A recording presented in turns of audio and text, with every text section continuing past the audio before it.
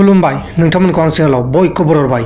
दिनै जों मानसि दोनखारलांनाय एबा मानसि गोमानायनि माखासे खोथा सावरायगोन।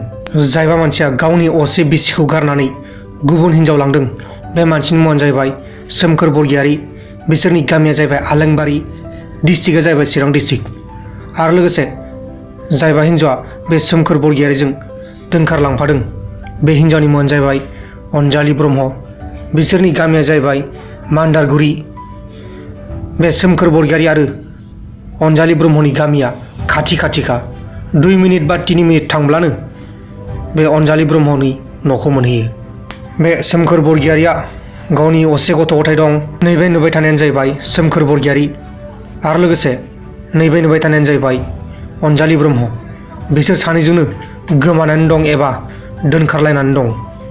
बे सोमखोर बरगयारीया 70,000 एबा 70,000 रां लानानै खारदों।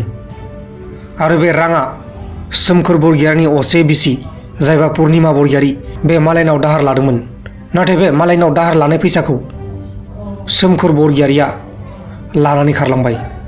दा बे रांखौ सोमखोर बरगयारीनि असे बिसि पुर्निमा बरगयारीया सुख'जोब्बाय। बे सोमखोर बरगयारी आरो लोगोसे अनजालि ब्रह्मआ गोमानाया गोबावसै एबा दोनखारलांनाया गोबावसै। दा बेनिखायनो सोरबाफोर बे सोमखोर बरगयारीखौ नुदोंब्ला नोंथांमोना नैबे स्क्रिनाव नुनाय फन नाम्बारफोराव फन खालामनानै फोरमायहरबानो जाबाय। जोबोर गोजोननाय थागोन आरो लोगोसे रोजा रोजा साबायखर थागोन नोंथांमोननिसिम। मानोना बे सोमखोर बरगयारीनि असे बिसि जायबा पुर्निमा बरगयारी बे गावनि गथ' गथायखौ हारसिंनो खस्थ' खालामनानै फरायहोगासिनो दं। नोंथांमोना नैबे नुबाय थानाय सोमखोर बरगयारी आरो लोगोसे अनजालि ब्रह्मखौ मोजाङै नायनानै ला, जाहाथे नोंथांमोना अबेबाफोर नुफ्लांब्ला खोन्थाहरनो हायो। आसा खालामो नोंथांमोना बे सोमखोर बरगयारी आरो अनजालि ब्रह्मखौ नुयोब्ला फोरमायहरगोन होननानै।